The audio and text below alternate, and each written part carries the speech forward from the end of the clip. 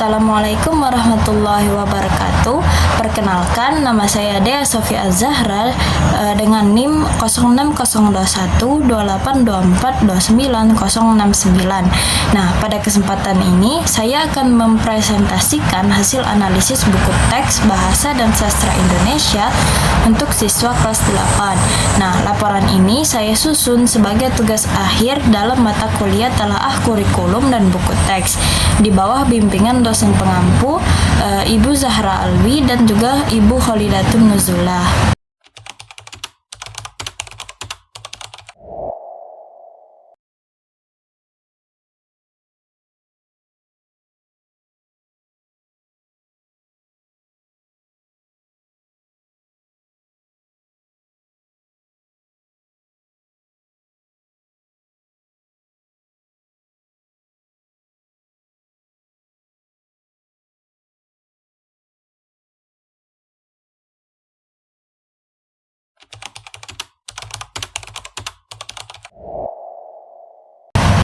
Nah, yang pertama saya akan membahas latar belakang penelitian. Nah, dalam dunia pendidikan, buku teks merupakan salah satu sumber belajar yang sangat penting.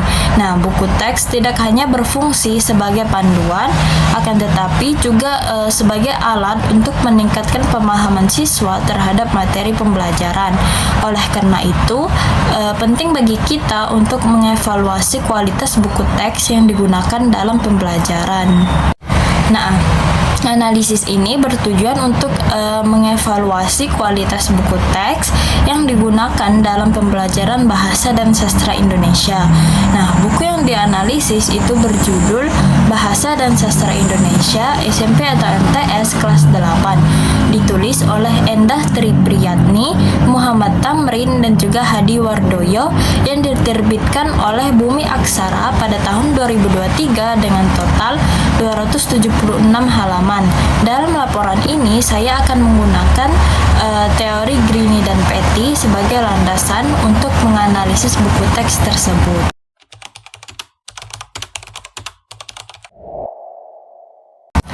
Selanjutnya, saya akan membahas teori yang saya gunakan, yaitu teori Greene dan Petty. Teori Greene dan Petty itu mencakup 10 kriteria untuk menilai kualitas buku teks. Namun, dalam analisis ini saya akan fokus pada 5 kriteria utama yang dianggap paling relevan dengan konteks buku teks yang dianalisis. Nah, 5 kriteria tersebut adalah yang pertama ada menarik minat siswa. Buku harus mampu menarik perhatian siswa agar mereka tertarik untuk membaca dan belajar. Lalu yang kedua itu bisa kalian lihat ada bagian memberi motivasi. Nah, buku harus dapat memotivasi siswa untuk belajar lebih giat dan aktif. Yang ketiga itu bagian ilustrasi yang menarik. Nah, buku harus membuat ilustrasi yang dapat menarik perhatian siswa dan membantu pemahaman belajar. Lalu yang keempat itu ada stimulasi aktivitas pribadi siswa. Nah, buku harus mampu mendorong siswa untuk terlibat aktif dalam proses pembelajaran. Lalu yang kelima itu menghindari konsep-konsep yang samar. Nah, buku harus menyajikan informasi dengan cara yang jelas dan tidak membingungkan.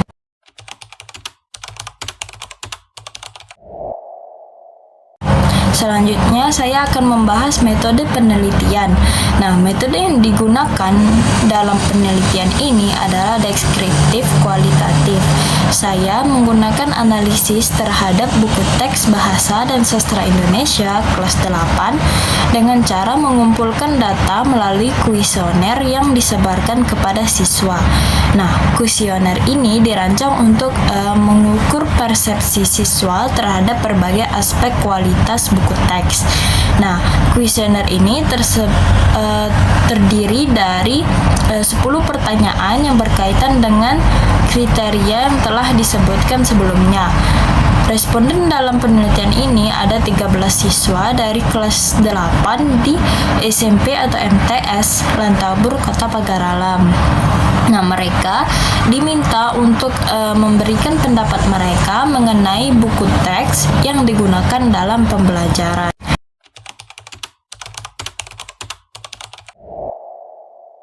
Selanjutnya, saya akan membahas hasil analisis. Nah, setelah mengumpulkan dan menganalisis data dari kuesioner, berikut adalah hasil yang diperoleh. Nah, yang pertama bagian menarik minat siswa. Nah, hasil menunjukkan bahwa 54% siswa itu setuju bahwa buku ini menarik minat mereka untuk membaca. Nah, mereka merasa bahwa penyajian materi dalam buku ini cukup variatif dan menarik, serta penggunaan warna yang cerah membuat buku ini terlihat lebih hidup. Namun, ada 23% siswa yang merasa ragu-ragu. Ini menunjukkan bahwa meskipun mayoritas merasa tertarik, masih ada beberapa siswa yang kurang yakin dengan daya tarik buku ini. Hal ini menunjukkan perlunya evaluasi lebih lanjut terhadap desain dan juga penyajian buku. Lalu yang kedua ada bagian memberi motivasi. Nah, dalam hal motivasi setelah disimpulkan bahwa 46% siswa merasa bahwa buku ini mampu memotivasi mereka untuk belajar. Nah, mereka menganggap bahwa materi yang disajikan itu membuat mereka lebih bersemangat dan juga ingin tahu lebih banyak. Namun, ada 38% siswa merasa ragu mengenai hal ini, yang menunjukkan bahwa motivasi yang diberikan oleh buku ini belum sepenuhnya merata di antara semua siswa. Ini menjadi perihal yang penting karena motivasi adalah faktor kunci dalam keberhasilan belajar. Nah, lalu yang ketiga itu ada bagian ilustrasi yang menarik. Nah, hasil analisis menunjukkan bahwa 46% siswa itu setuju bahwa buku ini memuat ilustrasi yang menarik. Nah, ilustrasi yang ada itu dianggap membantu mereka dalam memahami materi yang disampaikan oleh buku.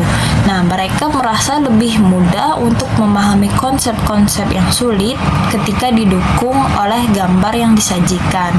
Namun, ada juga 15% siswa yang merasa tidak nyaman dengan beberapa ilustrasi.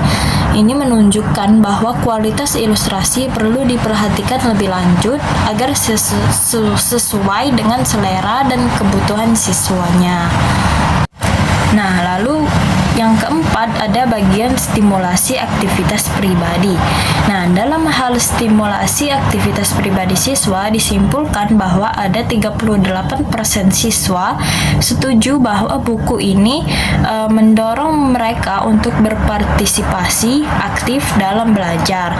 Nah, mereka merasa bahwa buku ini menyajikan berbagai aktivitas yang membuat mereka terlibat dalam proses pembelajaran. Namun, ada 31% siswa merasa ragu-ragu, menunjukkan bahwa ada ruang untuk meningkatkan keterlibatan siswa melalui aktivitas yang lebih interaktif dan menarik. Hal ini penting untuk diperhatikan karena keterlibatan aktif siswa dalam belajar dapat meningkatkan pemahaman dan retensi informasi. Lalu yang kelima ada bagian menghindari konsep yang samar.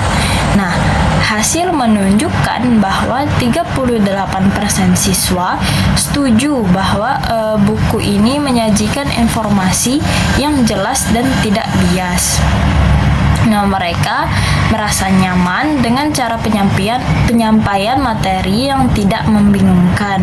Namun, ada 31% siswa yang merasa ragu, menunjukkan bahwa masih ada beberapa konsep yang perlu dijelaskan dengan baik agar tidak membingungkan.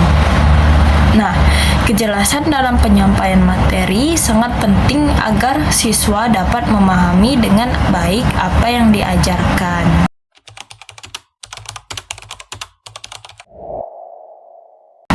Baiklah, selanjutnya saya akan membahas pembahasan hasil analisis. Nah, dari hasil analisis tersebut dapat disimpulkan bahwa buku teks Bahasa dan Sastra Indonesia kelas 8 memiliki beberapa kelebihan. Yang pertama, materi yang disajikan itu relevan dan sesuai dengan kurikulum yang berlaku. Yang kedua, itu penyajian yang baik mendorong keterlibatan aktif siswa dalam pembelajaran. Namun, terdapat juga beberapa kekurangan, yaitu beberapa materi mungkin terlalu kompleks atau tidak cukup mendalam, sehingga membuat siswa kesulitan dalam memahami beberapa konsep. Selain itu, meskipun struktur keseluruhan buku itu baik, ada bagian yang kurang teratur yang bisa menimbulkan kebingungan bagi siswa. Nah, aktivitas yang ada mungkin kurang bervariasi atau tidak sesuai dengan situasi siswa, sehingga tidak dapat mendorong kreativitas dan partisipasi aktif mereka.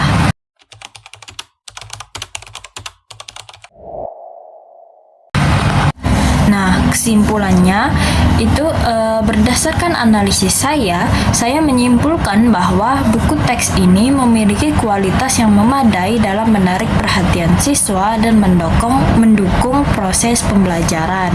Nah, buku ini berhasil menyajikan materi dengan cara yang menarik dan relevan, serta mampu memotivasi siswa untuk belajar. Namun, ada beberapa hal yang perlu diperbaiki seperti penyajian materi yang lebih teratur dan variasi aktivitas yang lebih kreatif.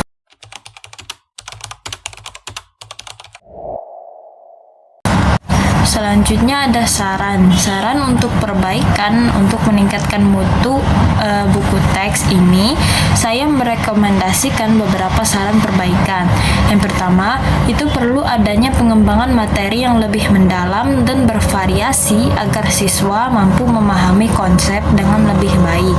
Nah, penyusun materi juga harus diperbaiki untuk memastikan adanya alur yang jelas dan logis sehingga siswa tidak merasa bingung saat proses belajar.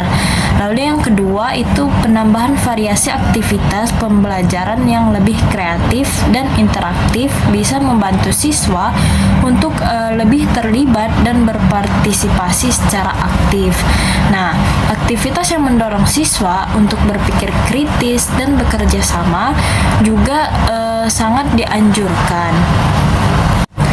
Lalu yang ketiga itu peningkatan kualitas serta jumlah ilustrasi dalam buku sangat krusial untuk menarik perhatian siswa. Ilustrasi yang relevan dan menarik mampu membantu siswa dalam memahami materi dengan lebih baik.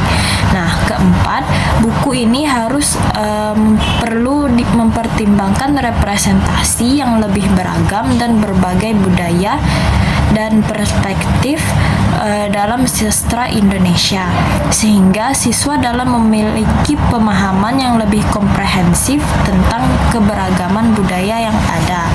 Nah, dengan menerapkan perbaikan-perbaikan ini, diharapkan buku teks Bahasa dan Sastra Indonesia dapat lebih efektif dalam mendukung proses pembelajaran dan meningkatkan kualitas pendidikan bagi siswa.